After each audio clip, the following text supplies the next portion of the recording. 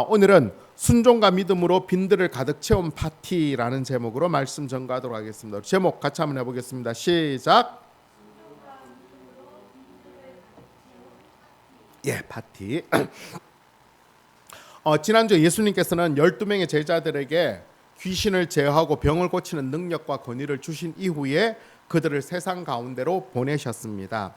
마태복음에 따르면 이때 예수님의 심정이 어땠을까 이렇게 표현하고 있습니다. 우리 마태복음 10장 16절 우리 같이 읽어볼까요? 시작. 보라, 내가 너희를 보냄이 양을 이리 가운데로 보낸과 같도다. 그러므로 너희는 뱀같이 지혜롭고 비둘기같이 순결하라. 아멘. 예수님께서 제자들에게 귀신을 제어하고 병을 고치는 능력과 권위를 주셨지만 여전히 예수님의 마음에 볼 때 제자들이 어떻다고요? 이리 가운데 양을 보내는 것 같아요. 이리 가운데 양을 보내면 어떻게 되죠? 난사 당하죠, 그죠? 그냥 물어뜯기고 죽임을 당하는 것입니다. 그런 마음으로 제자들을 세상 가운데 보내셨습니다. 하지만 제자들은 예수님의 그 마음과는 다르게 너무나 그 첫 번째 미션을 잘 수행하였습니다. 우리 마가복음 6장 12절 13절 우리 같이 읽어볼까요? 시작. 제자들이 나가서 회개하라 전파하고 많은 귀신을 쫓아내며 많은 병자에게 기름을 발라 고치더라. 아멘. 제자들은 정말로 나가서 예수님께서 원하시는 대로 잘 하였어요. 많은 병자도 고치고 귀신도 쫓아내고. 제자들 입장에서 볼 때 어때요? 굉장히 신나는 일이에요. 정말로 우리도 뭐가 마치 된 것과 같은 그런 마음들이 너무나 많이 들었어요. 이제 때가 되어 예수님께로 모여들었을 때 그들은 예수님께 할 말이 너무나 많았겠죠, 그죠? 자기가 했던 일, 경험했던 것들. 그래서 그 말을 이렇게 표현해요. 본문 10절 우리 같이 읽겠습니다. 시작. 사도들이 돌아와 자기들이 행한 모든 것을 예수께 여쭈니 데리시고 따로 벳세다라는 고을로 떠나가셨으니. 예수님께서는 그 제자들의 후일담을 다 들으시고는 갑자기 그들을 데리시고 따로 벳세다라는 지역으로 가셨다는 것입니다. 왜 가셨을까요? 지금 한창 제자들은 막 신나 있고 그 다음에 사람들도 막 모여들고 뭔가 잘 되는 것 같은데 예수님께서는 거기서 다른 지역으로 가셨다는 거예요. 왜 그랬을까요? 오늘 본문 누가복음에는 그 이유를 따로 말씀하고 있지 않지만 오늘 본문과 병행구인 마가복음에는 그 이유를 설명하고 있습니다. 마가복음 6장 31절 우리 같이 읽겠습니다. 시작. 이르시되 너희는 따로 한적한 곳에 가서 잠깐 쉬어라 하시니 음식 먹을 겨를도 없음이라. 아멘. 예수님의 주위에는 항상 사람들이 많았습니다. 그렇죠, 그죠? 먼저 따르는 제자들도 꽤 많았었고, 또한 예수님께 어떻게 하든지 병 고침을 받기 위해서 온 병자들도 많았고, 또 귀신 들린 자들도 많았어. 무엇보다 예수님을 어떻게 하든지 좀 책잡아 보려고 넘어뜨리기 위하여서 예수님께 있던 종교 지도자들도 있었던 것입니다. 사람들이 너무 많아서 예수님 주위에는 늘 피곤하고 복작복작하는 거예요. 더군다나 지금은 어떤 상황이에요? 예수님의 제자들이 전도 여행을 마치고 돌아와서 한껏 그들의 마음은 막 업돼 있는데 그들의 몸은 어때요? 몸은 많이 지쳐 있는 거예요. 예수님 보시기에 이들은 지금 쉬어야 될 때. 그럼에도 불구하고 전혀 쉴 수 없는 상황이 조성되어져 있었던 것입니다. 그래서 예수님께서는 도저히 쉴 상황이 아니기에 예수님은 그 제자들을 데리시고 따로 벳세다라는 지역으로 가셨던 것입니다. 예수님께서 왜 지금 이렇게 행하셨는가 하면 단순하게 그냥 제자들이 많이 피곤하겠네 좀 쉬어라는 어떤 일시적으로 제자들을 갖다가 좀 쉬게 하신 그 개념뿐만 아니라 조금 더 깊이 생각하자면 앞으로 제자들이 이런 사역을 감당할 때 그들이 영적인 사역 이후에 그들이 취해야 될 쉼에 대한 부분들을 예수님께서 알려주시기 위함이었던 것입니다. 이런 쉼이라는 것이 반드시 필요하고 또한 그 쉰다는 것들을 예수님께서 훈련시켜 주시기 위하여서 이렇게 행하셨던 것입니다. 쉰다는 것은 단순하게 시간을 낭비하는 것이 아니라 재충전의 시간이며 재충전의 시간을 통하여서 새로운 사역으로 나아갈 수 있는 그 길을 만들어 가는 것입니다. 예수님께서는 이런 쉼과 안식을 굉장히 강조하시고 중요하게 여기셨습니다.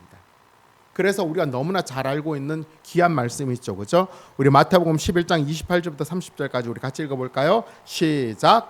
수고하고 무거운 짐진 자들아 다 내게로 오라. 내가 너희를 쉬게 하리라. 나는 마음이 온유하고 겸손하니 나의 멍에를 메고 내게 배우라. 그리하면 너희 마음이 쉼을 얻으리니 이는 내 멍에는 쉽고 내 짐은 가벼움이라 하시니라. 아멘. 예수님께서 보시기에 당시 예수님 주위에 있던 많은 사람들이 지쳐 있었어요. 피곤하고 먹고 사는 것에서 또 그들이 해야 될 많은 일들로 인하여서 늘 지치고 피곤했어요. 그래서 예수님께서 어떻게 하셨어요? 수고하고 무거운 짐진 자들아 다 내게로 오라. 내가 너희를 쉬게 하리라 하셨던 거예요. 예수님께 주시고자 하셨던 이 쉼은 단순하게 그냥 뭐 좀 쉬어 이런 개념이 아니라 예수님께서 그 사람에게 참된 늘 새로운 삶을 주시기 위한 아주 중요한 요소임을 우리들에게 말씀하고 있는 것입니다. 그렇다면 예수님께 주시고자 하신 이 쉼을 쉬기 위하여서 우리는 어떻게 쉬어야 될까? 쉬는 것도 잘 쉬어야 되죠, 그렇죠? 예수님께서 좀 전에 읽었던 우리 마가복음 말씀에 보면 예수님이 이 쉰다는 것에 대하여서 크게 세 가지 기준을 이야기하고 있습니다. 그 세 가지 기준이 뭐냐면 따로 한적한 곳에 잠깐입니다. 첫 번째는 뭐라고요? 따로. 두 번째는 한적한 곳에. 세 번째는 잠깐인 것입니다. 잠깐. 무슨 말이냐면 쉼의 장소는 일상의 사역의 현장과는 조금 떨어진 곳이 필요하다는 것입니다. 그래서 한적한 곳에 여유를 가지며 영적으로 재충전할 수 있는 곳이 되어야 된다는 것입니다. 또한 쉰다고 할 때 이 쉬는 시간은 잠깐입니다. 잠깐. 말 그대로 쉰다는 것은 잠깐 쉬는 것이지요. 이 시간이 길어지면 게으름이 될 수밖에 없고 그 기간이 너무 짧으면 일의 차이는 전혀 의미가 없게 되는 것입니다. 그래서 우리가 쉰다고 할 때 따로 한적한 곳에서 잠깐 쉬는 것, 이것이 우리 일상 속에 늘 좀 텀이 될 수 있도록 우리가 지혜를 갖는 것이 중요한 것입니다. 특별히 예수님을 믿는 우리에게 예수님이 주시는 이 쉼을 가장 잘 쉴 수 있는 방법은 물론 하루의 삶 가운데는 우리가 알아서 텀을 만들어 가지만 일주일의 삶을 가질 때 우리가 제일 중요한 것은 바로 이 주일입니다. 이 주일이라는 것이 단순하게 그냥 와서 예배 드리고 또 무슨 일을 하는 개념이 아니라 이 주일이 바로 예수님께 주시는 그 쉼의 시간을 우리가 누리는 것입니다. 주일 예배를 통하여 예수님께서 내 삶의 주인이심을 다시 한 번 더 내 마음에 품음으로 인하여서 우리가 일주일 동안 해야 될 일들, 많은 일들의 목적을 다시 한 번 더 확인해 보는 것. 내가 왜 해야 되고 무엇을 위해 해야 되는가. 그 목적이 내가 아니고 예수님이라는 것을 우리가 예배를 통하여서 늘 생각하는 것. 그 목적이 잘 설정되면 우리가 진정한 쉼을 얻을 수 있게 되는 것입니다. 또한 찬양을 통하여서 우리의 감정적인 부분이 회복하게 되는 거죠. 세상에서 막 살다 보면 우리의 감정이 메마르게 되고 인색하게 되고 굳어져 버리게 되는 거예요. 왜? 너무 각박하니까. 내가 살아야 되니까. 그래서 굳어있던 마음들을 우리가 풀기 위해서 어떻게 찬양을 드리면 돼요. 찬양을 드리면서 예수님의 사랑과 예수님의 은혜를 찬양하다 보면 어느 순간인가 우리의 마음이 따뜻해지고 푸근하고 여유로움을 가질 수가 있게 되는 것입니다. 또한 말씀을 보면서 또한 공동체를 섬길 수 있는 부분으로 육체적인 섬김을 통하여서 우리의 삶이 새로워지는 것입니다. 그렇게 예수님을 믿는 자들이 함께 모여 즐거워하고 기뻐하는 것으로 인하여서 우리의 영혼은 쉼을 얻게 되는 것입니다. 우리가 정말로 이 주일 예배를 드리면서 이 주일을 보내면서 하나님 주시는 그 안식과 그 평안을 우리가 좀 풍성히 누렸으면 좋겠어요. 그러면 드는 생각이 있죠. 그러면 예배도 안 드리고 그냥 좀 늘어지게 푹 자고 뭐 좋은 거 먹고 그러면 되지 않을까? 아니에요. 그거는 우리 육적인 쉼은 될 수 있겠지만 우리의 영적인 쉼이 되어지지 않으면 우리는 제대로 된 쉼을 누릴 수가 없게 되는 것입니다. 따라서 우리가 이 주일 예배를 온전히 드림으로 인하여서 우리가 하나님의 사람으로 정말로 늘 평안하고 좀 여유롭고 좀 풍성한 그런 삶을 좀 누려갈 수 있도록 세상에 막 쫓기면서 살지 않아도 되는 거예요. 늘 내가 내 삶의 주인이 예수님이고 예수님은 우리를 막 닥달해서 어떻게 하든지 어떤 목적을 이루기 위해서 우리를 막 밀어붙이는 분이 아니라 그래 수고했네 좀 쉬어 수고했네 좀 기뻐해 수고했네 이리 와 같이 좀 쉬자라고 그 예수님으로 인하여서 좀 우리가 하나님의 사람으로 세상 사람들이 누릴 수 없는 그런 여유들을 좀 누리며 살아가기를 간절히 원합니다. 쉼은 큰 사명을 위해 잠시 그 칼을 가는 날카로운 시간이고 새로운 힘을 보충하는 시간입니다. 언제나 시기와 때를 잘 분별해서 열심히 일을 해야 될 때는 최선을 다해서 일을 하고 그 텀이 끝났을 때는 잠시 주시는 쉼을 쉬고 또 우리에게 맡겨진 믿음의 경주들을 또 감당해 나가는 것입니다. 언제나 예수님이 우리에게 평안과 여유를 주신다는 것을 꼭 기억함으로 말미암아 이번 한 주간도 그 예수님 때문에 참된 기쁨과 평안과 쉼을 누리는 그런 저와 여러분 될 수 있기를 간절히 바랍니다. 아멘.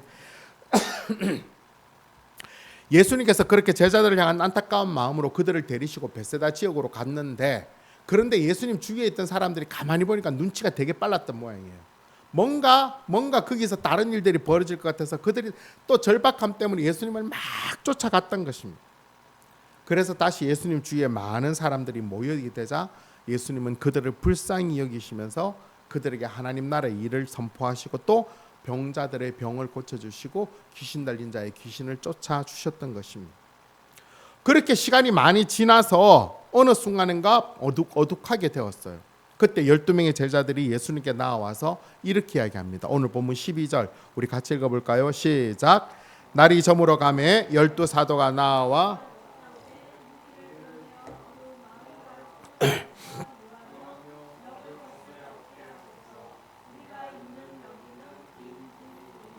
아멘. 제자들이 보기에 다 좋았어요. 뭐 한껏 업도 돼 있고 사람들도 막 고쳐주고 분위기는 좋았는데 그런데 그 수많은 자들이 이제 어둑해지니까 제자들을 보기에 뭐가 걱정이 됐어요? 먹는 거하고 잠자는 게 걱정이었어요. 왜? 거기는 빈들이었기 때문에. 빈들이라는 것은 말 그대로 그냥 광야와 같은 거예요. 광야에는 뭐가 없어요? 광야에는 뭐가 없을까요? 다 없어요. 다. 간단하게 뭐 먹을 것도 없고 마실 물도 없고 쉴 수도 없어요. 또 특히 우리가 잘 알듯이 밤 되면 엄청 기온도 떨어지는 거예요. 그래서 제자들의 생각이 어떻게 해요? 예수님 이제는 좀 사람들을 좀 보내셔서 그래서 주위에 있는 마을들로 가서 거기서 뭘 먹고 거기서 좀 쉴 수 있도록 하는 게 좋지 않겠습니까? 라고 이야기를 했습니다. 아주 적절한 때에 정말 상황을 잘 판단한 지혜로운 제자들의 조언과 같습니다. 그런데 오늘 본문 13절에 보면 예수님께서 전혀 뜻밖의 말씀을 하시죠. 오늘 본문 13절 우리 같이 읽어볼까요? 시작. 예수께서 이르시되 너희가 먹을 것을 주라 하시니 여짜오되 우리에게 떡 5개와 물고기 2마리밖에 없으니 이 모든 사람을 위하여 먹을 것을 사지 아니하고서는 할 수 없사옵나이다 하니. 제자들이 예수님 이제 좀 마을 사람들을 좀 보내소서라고 하는 그 말에 예수님께서 뭐라고 말씀하셨어요? 너희가 먹을 것을 주라고 하시는 것입니다. 처음 예수님께서 이 말씀하실 제자들의 표정이 어땠을까요? 굉장히 황당했을 것입니다. 왜 그랬을까요? 왜냐하면 그때 그들과 함께 있었던 많은 사람들의 숫자 때문이에요. 몇 명이라고 이야기하고 있습니까? 14절에 보면 남자만 5,000명이다 라고 이야기했어요. 당시 여자와 아이들은 공식적인 숫자의 계수에 들어가지 않았어요. 그래서 남자들만 5,000명이었는데 보통 우리가 알듯이 남자가 뭔가 좀 하려고 할 때 옆에 누굴 데려가요? 부인과 자식들은 데리고 가는 편이죠. 그죠? 네. 그렇게 할 때 좋게 15,000명에서 약 2만 명 정도로 추산해 볼 수 있는 것입니다. 그런데 예수님께서는 그들을 바라보면서 지금 뭐라고 하세요? 제자들에게 너희가 먹을 것을 주라라고 하시는 거예요. 제자들의 표정이 어땠을까요? 황당했겠죠, 그죠? 황당했겠죠. 그리고 몇몇 빠른 제자들은 좀 머리를 돌려서 물었겠죠, 그죠? 예수님, 우리에게 있는 것은 지금 돌아보니까 물고기 2마리, 5개, 조그만 개밖에 없고, 그래서 이들을 다 우리가 먹이려고 하면 어떻게 해야 돼요? 어디 가서 뭘 사가지고 와야 되지 않겠습니까? 그런데 제일 중요한 건 뭐예요? 그렇게 뭔가를 사올 수 있는 지역이 가까이 없는 거죠. 지금처럼 그렇게 되어지지 않는 거죠. 돈도 굉장히 문제인 것입니다. 뭔가 전혀 해결되지 않은 상황에서 예수님께서는 또 다음 명령을 내리십니다. 뭐라고 명령하세요? 사람들을 50명씩 떼를 지어 앉게 하라라고 하셨어요. 제자들은 예수님 말씀에 순종하여 무리들을 다 앉혔습니다. 그러더니만 예수님께서는 제자들에게 있는 보리떡 5개와 물고기 2마리를 받으셔서 하늘을 우러 축사하시고 그것을 떼어 주셨습니다. 그러자 제자들은 그 받은 것들을 무리들에게 나누어 주고 또 와서 나누어 주고 또 와서 나누어 주고, 그렇게 해서 거기 있는 2만 명의 사람들이 다 배불리 먹고 마지막에 그 남은 것들을 다 거두니까 약 12바구니가 되었다는 것이 오늘 본문의 내용입니다. 참 믿기 어려운 내용이죠, 그렇죠? 믿기 어려운 내용이죠, 그렇죠? 정말 좀 잘 이해가 안 되는 부분이에요. 잘 이해가 안 되는 부분. 어떻게 그 떡을 나누어 주었을까? 어떻게 그 물고기를 나누어 주었을까? 상상은 잘 안 돼요. 그런데 참 묘한 것은 어떻게 되었지? 그때 당시 모였던 수많은 사람들이 이 일에 대하여서 뭔가 막 사기다라든지 아니면 거짓말이다 하지 아니하고 다 배불리 먹었다는 거 보면 그 역사가 분명히 이루어진 것입니다. 오늘 본문은 우리가 너무나 잘 알고 있는 오병이어의 이적인 것입니다. 오병, 그 병은 떡병입니다. 5개의 떡과 2마리의 물고기에 대한 기적이라는 것입니다. 오늘 본문에 대하여서는 정말 얼마나 중요했던지 마태복음, 마가복음, 누가복음, 요한복음, 사복음서에 다 실린 예수님의 놀라운 이적인 것입니다.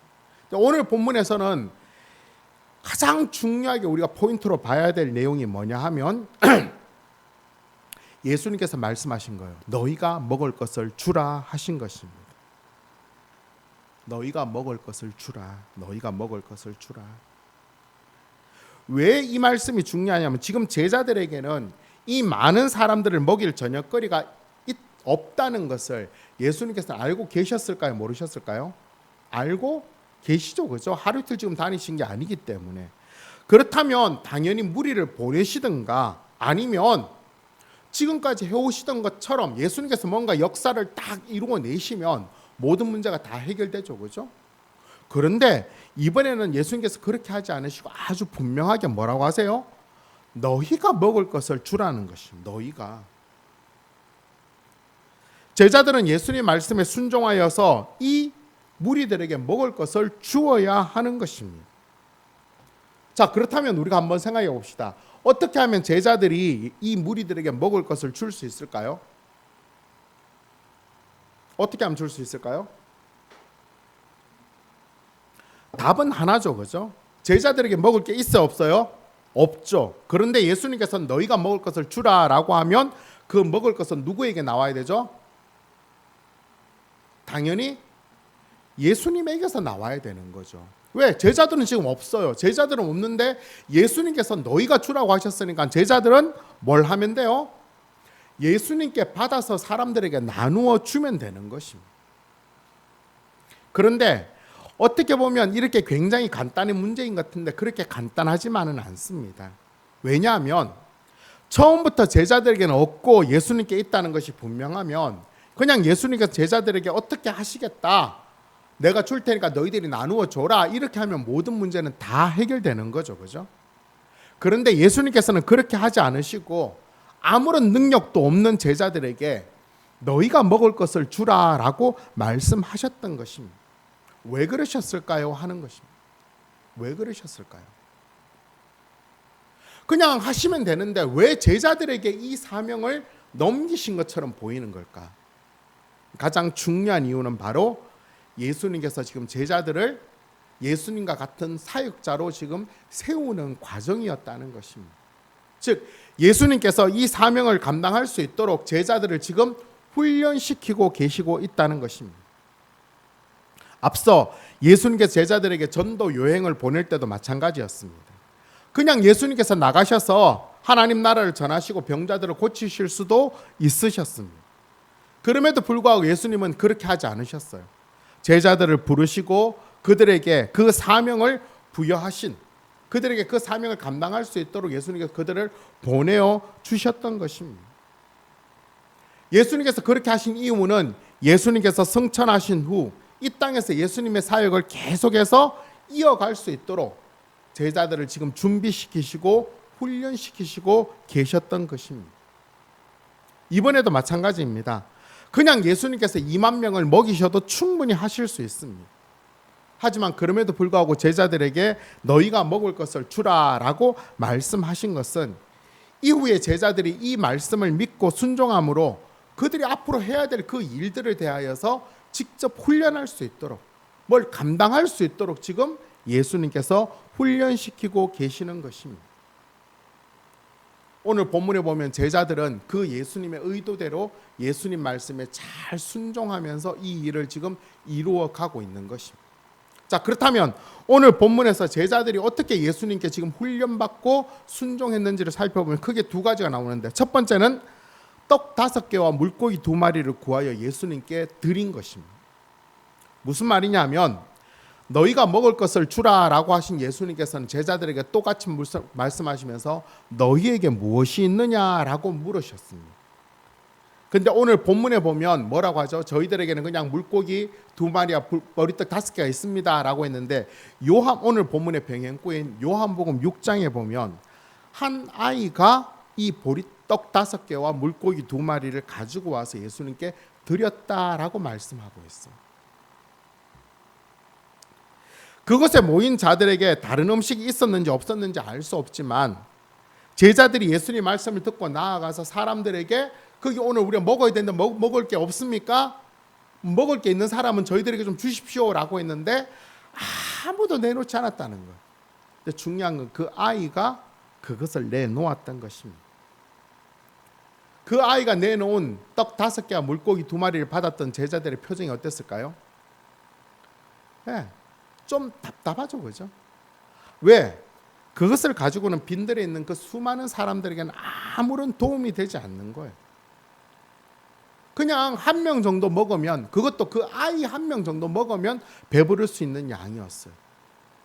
그럼에도 불구하고 예수님께 그것을 드렸다는 것입니다.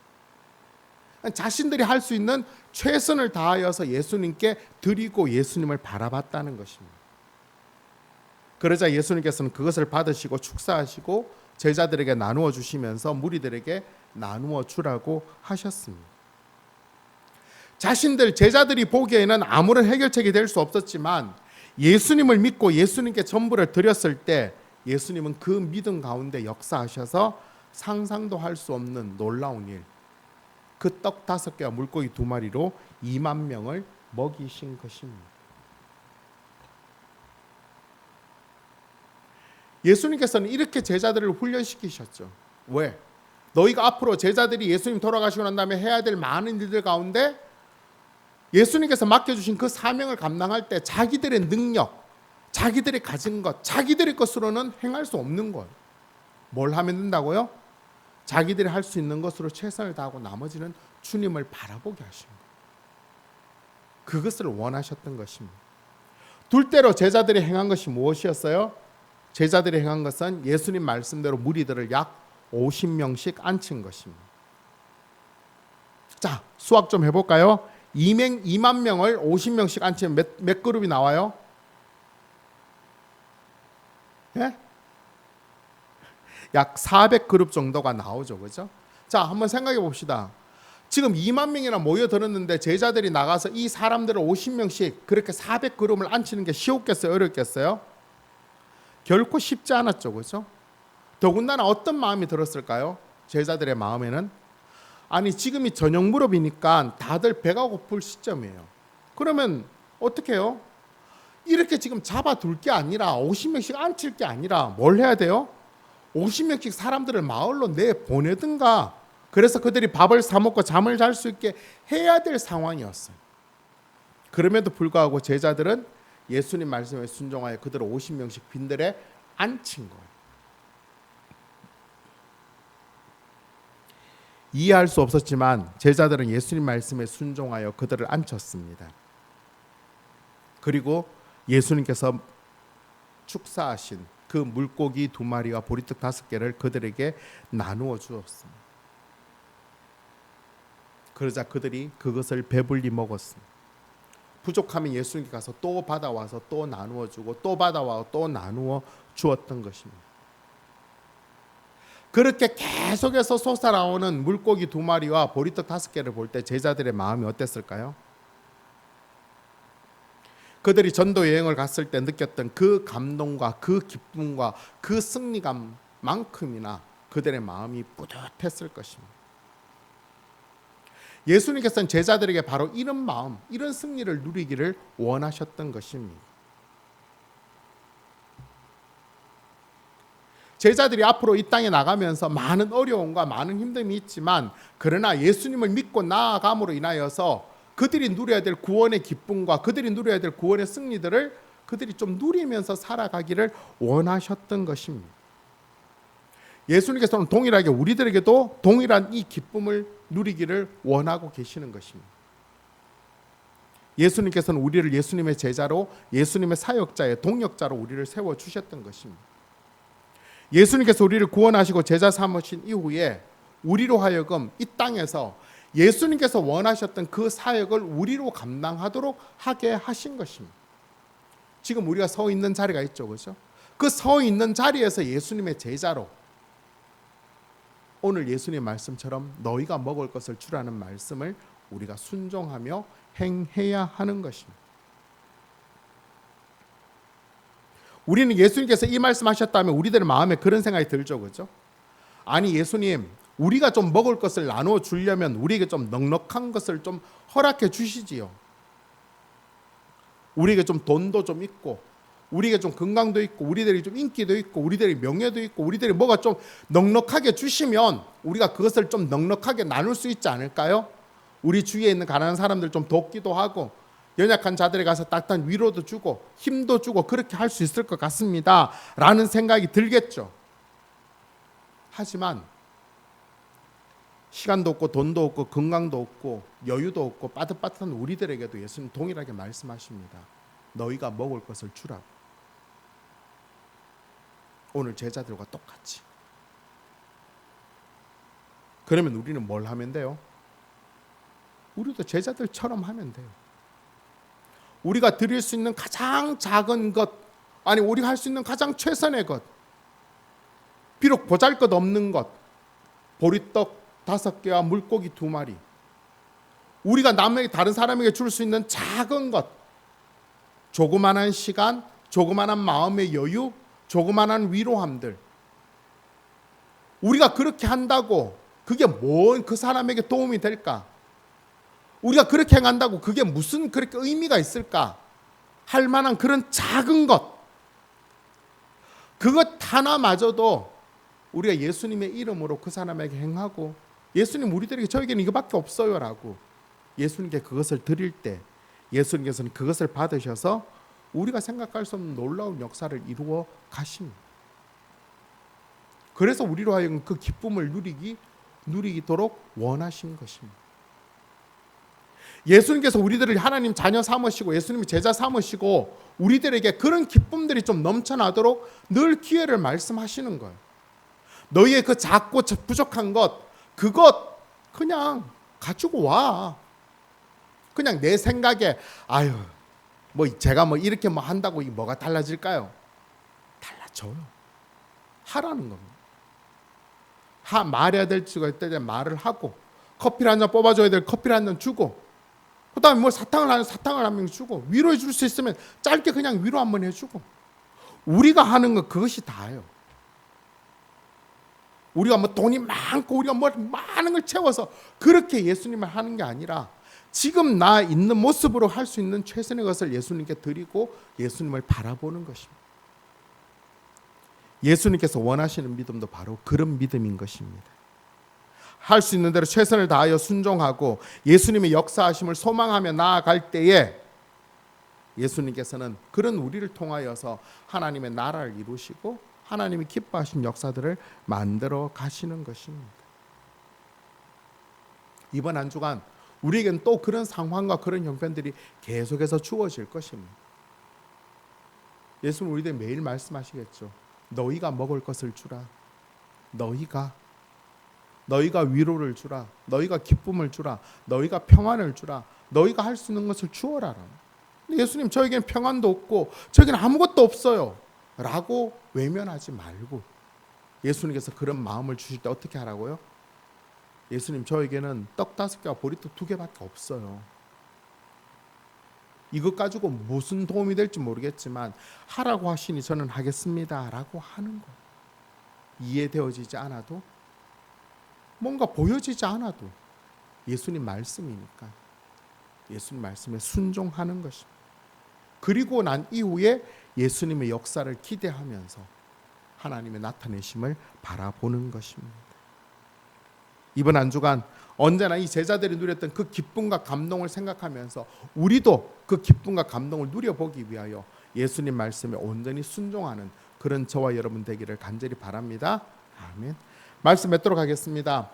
오늘 특별히 추수감사절로 지킵니다. 추수감사절은 농경시대 때 한 해 동안 힘들어 지은 농사의 소출을 거둔 이후에 하나님께 감사하는 절기입니다. 이렇게 감사절기를 드린다는 것 자체가 하나님을 믿는 사람과 믿지 않는 사람의 가장 큰 차이겠죠. 그렇죠? 하나님을 믿지 않는 사람들이 아니 하나님께 감사를 해야 된다라고 하면 그들은 이해를 할까요? 못 할까요? 하지 않아요. 왜 안 할까요? 왜 그들이 하나님께 감사를 하지 않을까요? 그들이 이런 소출을, 이런 수익을 거두게 된 것은 누가 노력한 거예요? 자기가 노력한 거예요. 자기가 노력한 것. 자기가 땀을 흘리고 아침 일찍 일어나고 늦게 자며 사람들에게 막 하면서 그렇게 해서 번 것이라고 생각해요. 그래서 감사할 이유가 있죠? 없죠. 감사하려면 누구에게 감사해요? 자기 자신에게 감사하는 거예요. 하지만 참 어리석죠. 그죠? 예수님을 믿는, 창조주 하나님을 믿는 우리들이 보기에는 아니에요.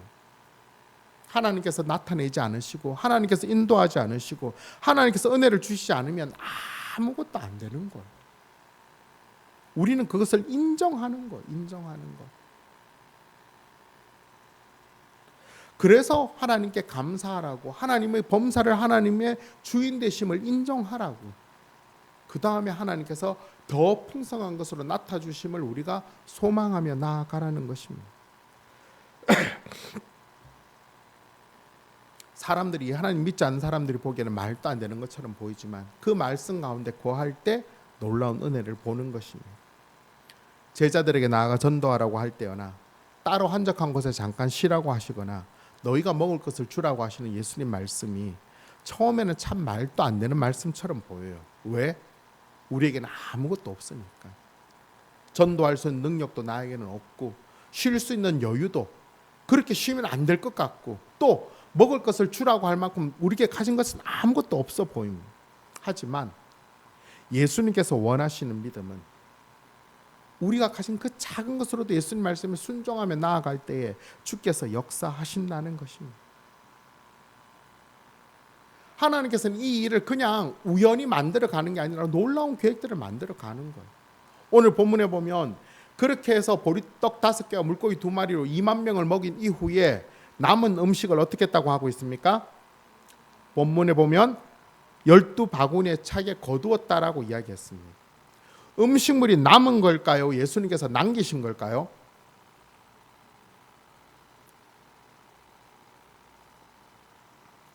한번 생각해 봅시다. 남은 걸까요? 남기신 걸까요? 예, 남기신 것입니다. 왜 남기셨어요? 우리가 생각할 때 그냥 딱 맞게 사람들이 다 먹고 그냥 치우고 끝나면 참 좋을 텐데 그렇게 하지 않으셨어요. 왜?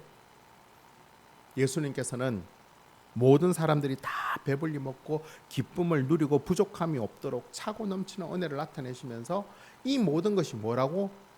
예수님의 은혜요, 예수님의 인도하심이라는 것을 인정하고 바라보게 하셨어요. 그렇죠, 그죠? 사람들이 다 먹고 배불리고 탁 손 털고 탁 일어났는데 앞에 보니까 12바구니가 있어요. 아, 이것은 그냥 그렇게 배부르게 먹은 게 아니라 예수님의 은혜와 예수님의 역사하심이라는 것을 볼 수 있게 되는 것입니다. 또 얼마든지 앞으로도 많은 것들을 나타낼 수 있음을 나타내 보여주신 것입니다. 이번 한 주간 좀 우리들의 삶이 좀 더 여유로웠으면 좋겠습니다. 좀 더 넉넉했으면 좋겠습니다. 예수님께서는 우리들에게 그런 삶을 살기를 원하세요. 왜? 예수님이 삶의 주인이 되시니까. 예수님이 세상의 주인이 되시니까.